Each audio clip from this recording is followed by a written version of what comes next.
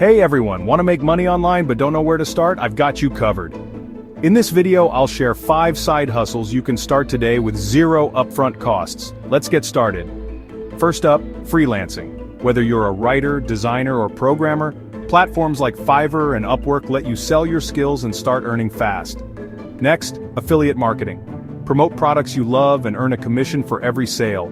It's free to start and perfect for beginners. Third, online surveys. Sites like Swagbucks and Survey Junkie pay you for sharing your opinion.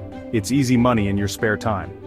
Fourth, selling digital products. Create eBooks, templates, or courses and sell them on platforms like Etsy or Gumroad. It's a great way to earn passive income. Finally, dropshipping. Start an online store without holding inventory. Platforms like Shopify make it easy to get started. So, which of these side hustles are you most excited to try? Let me know in the comments below. And don't forget to like, subscribe, and hit the bell for more tips on making money online. See you in the next video.